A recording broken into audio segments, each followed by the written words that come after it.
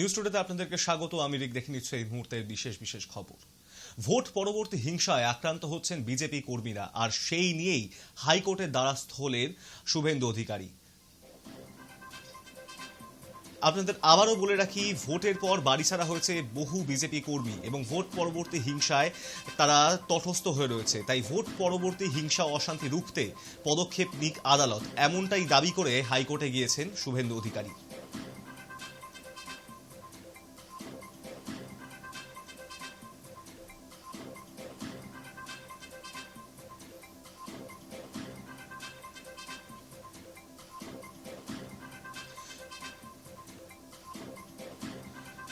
আপনাদের আবারও বলে রাখি, ভোট পরবর্তী হিংসা অশান্তি রুখতে পদক্ষেপ নিক আদালত, এই অভিযোগ করেই শুভেন্দু অধিকারী দ্বারস্থ হয়েছেন হাইকোর্টে এবং সেই মামলা প্রধান বিচারপতির বেঞ্চে গৃহীত হয়েছে।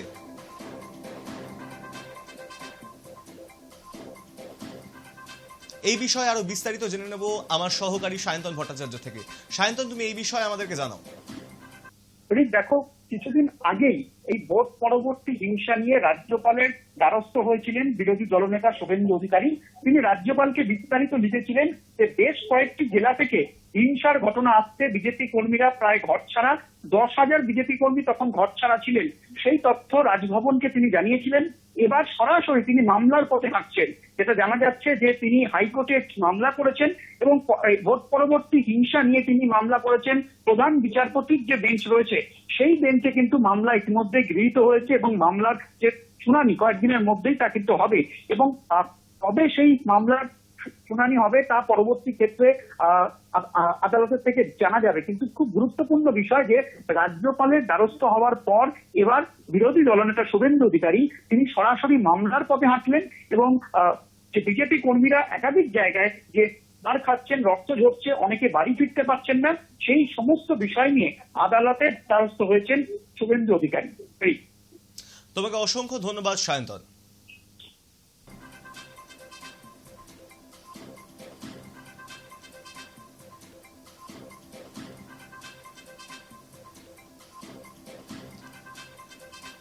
এই মুহূর্তে যেটা জানা গেল যে ভোট পরবর্তী হিংসা রুখতে শুভেন্দু অধিকারী দ্বারস্থ হয়েছে আদালতের এবং সেই মামলা গৃহীত হয়েছে প্রধান বিচারপতির ডিভিশন বেঞ্চে।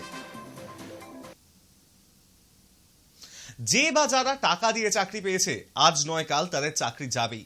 শিক্ষা মন্ত্রকের দায়িত্ব পাওয়ার পরেই রাজ্য জুড়ে শিক্ষা দুর্নীতি নিয়ে সরব বালুরঘাটের সাংসদ তথা কেন্দ্রীয় শিক্ষা প্রতিমন্ত্রী সুকান্ত মজুমদার।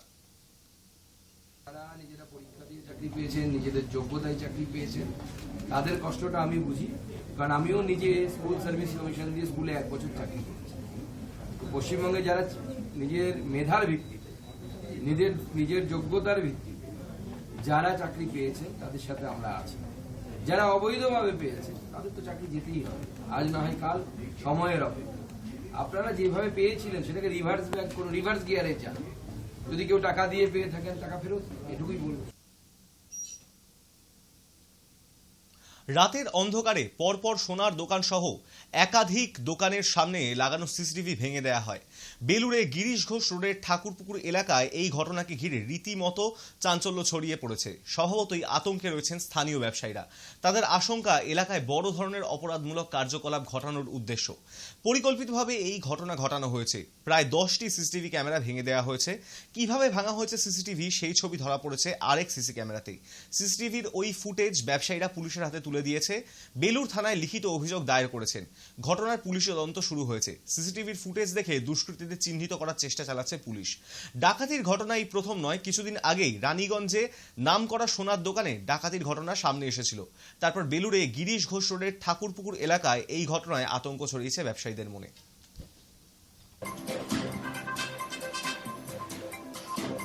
कैमरा हम लोगों का पूरा गली का तोड़ दिया गया है, जबकि हम लोगों का कोई भी पॉलिटिकल एक्टिविटीज नहीं है। अगर हम लोगों का कोई पॉलिटिकल एक्टिविटीज किसी पार्टी का समर्थन किए हो कुछ, अगर हम लोग अपना यहाँ पे व्यवसाय आज नहीं कर पाएंगे, आज पूरा यहाँ पे ये जिस तरीके से देखिए आप आसनसोल में किया गया है, हम लोग कैसे सेफ हैं, वही हम बता रहे हैं कि आप ये सोचिए कितना वैल्यूएबल आइटम हमारे यहाँ पे है। इस तरीके से पहले कैमरा तोड़ दिया गया, बाद में कुछ भी हो सकता है। मे बी पॉसिबल बड़ा कुछ करने का हो सकता है। हाँ, ये हमारा पर्सनल कैमरा लगा है। हाँ, 3 कैमरा है, 2 अंदर है, 1 बाहर है। बाहर का तोड़ दिया गया है और पूरे गली का तोड़ दिया गया। अगर कल को कोई भी हादसा, लगभग 5-6 कैमरा तोड़ा गया है। मेरा एक ही सिंगल 1 कैमरा टूटा है। नहीं, रास्ता में नहीं, उसका एविडेंस भी है हमारे पास में, सीसीटीवी फुटेज भी है, उसमें दिख रहा है। और इतना हाई पे लगा हुआ था पोल के ऊपर में कि हाथ से नहीं तोड़ा जा सकता है। कम से कम क्लब का भी कैमरा था, वो भी तोड़ा गया है। 12-14 फुट ऊपर कैमरा लगा हुआ था। तो ये साधारण तरीके से नहीं, सुयोजित तरीके से इसको अंजाम दिया गया है। আমরা সবাই মিলে মানে এখানে ক্যামেরা লাগিয়েছিলাম, মানে 9-10টা ক্যামেরা আমরা সব মিলিয়ে লাগিয়েছি, যতজন আমরা নিজের পয়সা থেকে লাগিয়েছি, মানে এখানে সেফটির জন্য। মাঝে সাঝে যদি এখানে কোনো অঘটন ঘটে তাহলে পুলিশে এসে আমাদের ক্যামেরা চেক করতো, কোনো বাইক চুরি হতো ইয়া কিছু ঘটনা ঘটতো, ওরা এসে দেখতো। হঠাৎ কালকে আমি দোকানে এসে দেখছি কি ক্যামেরাগুলো নেই। তারপরে আমি সিসিটিভি ফুটেজ বার করেছি, বার করার দেখলাম রাত্রি ওই মোটামুটি 12টার কাছাকাছি 3-4টে মিলে সব ক্যামেরা, 3-4টে লোক মিলে সব ক্যামেরা ভাঙছে একটা করে। মনে কোনো অঘটন ঘটাতে চাই, তার জন্যই ভেঙেছে মনে। আমার মনে হচ্ছে কি আগের টাইম কোনো বড় অঘটন ঘটতে পারে। এর জন্য আমি আমাদের যে সিএম আছে মমতা ব্যানার্জি, আমরা ওনাদের কাছে হাত জোড় করে রিকোয়েস্ট করছি, আপনি দিদি আমাদেরকে বাঁচান। রানীগঞ্জের ডাকাতির ঘটনায় সাফল্য পেল পুলিশ। পুলিশের জালে ধৃত 2 অপরাধী, যার মধ্যে রয়েছে সোনু সিং নামের এক কুখ্যাত অপরাধী। সোনার দোকানে ডাকাতির ঘটনায় পুলিশের সাফল্য। রানীগঞ্জের ডাকাতি ও গুলির ঘটনা ঘটেছিল, সেখানে গ্রেপ্তার করা হয়েছে সোনু সিং নামের এক কুখ্যাত দুষ্কৃতীকে।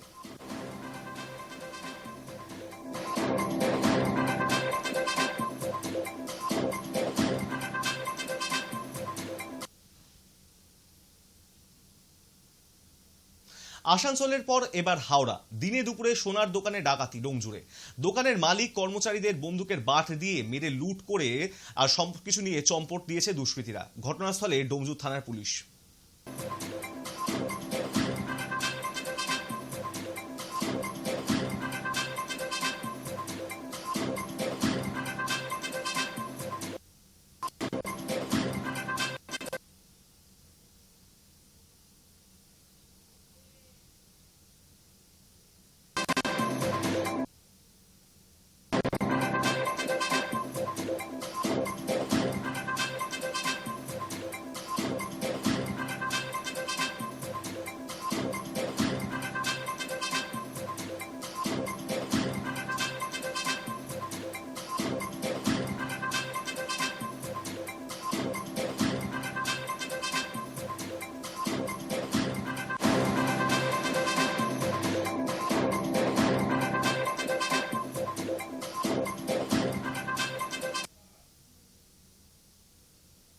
পার্ক স্ট্রিট ক্যামাক স্ট্রিট সংলগ্ন রেস্তোরাঁয় বিধ্বংসে আগুন লেগেছিল।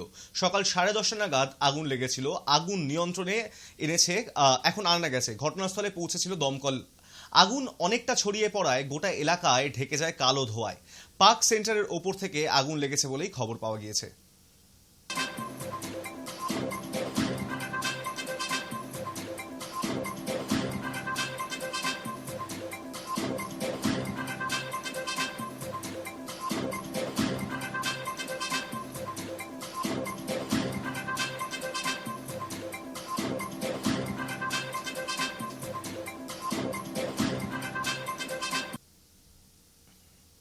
ভোট পরবর্তী হিংসা থামার লক্ষণ নেই। রাজ্যের দিকে এই নিয়ে অভিযোগের তালিকা লম্বা হচ্ছে। এবার আক্রান্ত হলে দক্ষিণ 24 পরগনার কাকদ্বীপের বিজেপি কর্মী। বাড়িতে চড়াও হয়ে তাণ্ডব থেকে প্রাণনাশের হুমকি, অকথ্য ভাষায় গালিগালাজ, কিছুই বাদ যায়নি। ঘটনায় অভিযুক্ত স্থানীয় তৃণমূল। 24 পরগনার কাকদ্বীপের শ্রীনগর পঞ্চায়েতের মধুসূদনপুরের বাসিন্দা রাজারাম প্রধান পেশায় স্কুল শিক্ষক। এলাকায় একজন সক্রিয় বিজেপি কর্মী হিসেবে পরিচিত তিনি। সোমবার আক্রান্ত হলেন ভোট পরবর্তী হিংসায়। তার অভিযোগ, সন্ধ্যে 6টা নাগাদ তাঁর বাড়ির সামনে দিয়ে তৃণমূলের বিজয় মিছিল যাচ্ছিল, আর সেখান থেকেই চলে হামলা। জানলার কাঁচ ভেঙে দেয় দুষ্কৃতীরা, বাড়িতে থাকা সিসি ক্যামেরার তার ছিঁড়ে দেয়। এমনকি হামলাকারীরা বাড়ির সামনে থাকা ল্যাম্পপোস্ট উপড়ে ফেলে বলে অভিযোগ। এরপর তারা উঠোনে এসে চড়াও হয় রাজারাম প্রধানের ওপর। কোনো রকমে পালিয়ে স্ত্রী ও সন্তানকে নিয়ে ঘরের ভিতর লুকিয়ে পড়েন রাজারাম। তবে তাঁর বৃদ্ধা মাকে নাগালে পেয়ে হেনস্থা করে দুষ্কৃতীরা।